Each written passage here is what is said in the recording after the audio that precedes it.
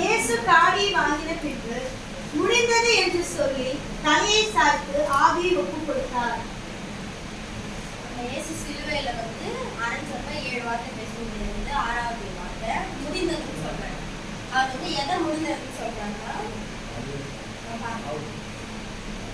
யோவான் 16:33.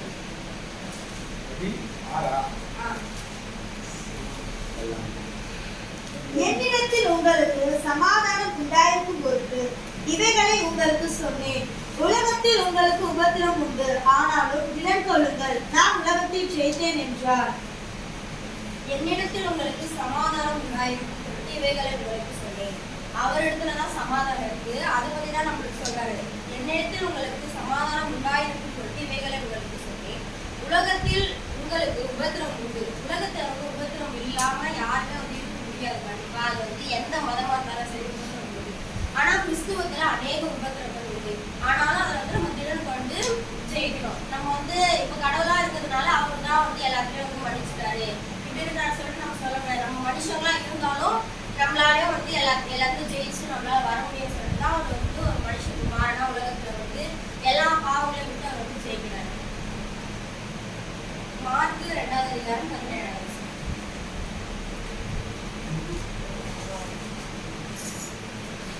இயேசு அதை கேட்டு, பிணியாளிகளுக்கு வைத்தியம் வேண்டியதே அல்லாமல் சுகமுள்ளவர்களுக்கு வேண்டியது, நீதிமான்களை அல்ல பாவிகளையே மனம் திரும்புவதற்கு அழைக்க வந்தேன் என்றார். 2:17. இயேசு அதை கேட்டு, பிணியாளிகளுக்கு வைத்தியம் வேண்டியதே அல்லாமல் சுகமுள்ளவர்களுக்கு வேண்டியதில்லை, நீதிமான்களை அல்ல பாவிகளையே மனம் திரும்புவதற்கு அழைத்து வந்தேன் என்றார். அவர் நீதிமான்களை திருப்பறதுக்கோசம் பூமியில வரல. பாவம் செய்யறவங்களை மனம் திரும்புறதுக்கோசம் தான் அவர் பூமியில வராரு. அதனால நம்ம அந்த பாவம் செஞ்சுட்டு நம்ம ஏத்துக்க மாட்டாரு, நம்மள மண்டையாது இருப்பாரு சொல்லிட்டு அவர் இடத்துல நெருங்கி போவாது. நம்ம கிட்டி சேராதவங்க அவர் நம்ம விலைக்கு போகிறாரு. அவர் இடத்துல நம்ம கிட்டி சொன்னோம். அதுக்கோசம் தான் அவர் பூமியில வராரு. நம்ம நம்ம மாம்சமா இருக்கிறதுனால எதுவுமே நம்மளால பண்ண முடியாது, கடவுள் இடத்துல போக முடியாது, கடவுள் அப்படி சொல்ல முடியாதுன்னு சொல்லிட்டு எல்லாத்துக்குமே மாம்சத்தையும் நம்ம சொல்ல முடியாது. மத்தேயு 19:17.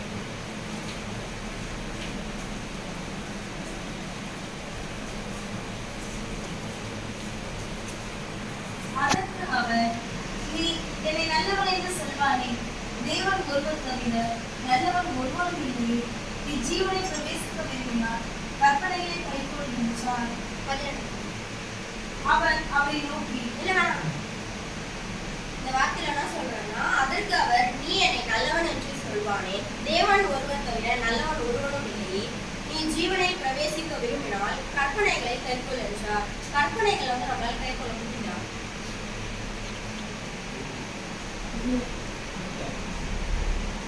நம்மளால முடியும் கற்பனைகளை கைக்கொள்ள. ஆனா அது மாம்சம் தடையா நிற்கிறது. ஏன்னா நம்மளால மட்டும்தான். உலகத்தில் உள்ள எல்லாமே நம்மளுக்கு மாம்சமா நிற்கும். இப்போ ஒரு பாவம் நம்ம செஞ்சுட்டோம்னா அதுல மீண்டும் கண்டிப்பா நம்மளால முடியாது. ஆனா அதுக்கு நம்ம முயற்சி செய்யணும். இப்ப நம்மளால இந்த பாவத்துல வர முடியல, என்னால வர முடியல சொல்லிட்டு நம்ம அப்படியே இருக்காத நம்ம கத்துறதுக்கு ஜெபிக்கணும். அவர் மாம்சமா இருந்ததுன்னு எல்லாத்துலயும் ஜெயிச்சாரு.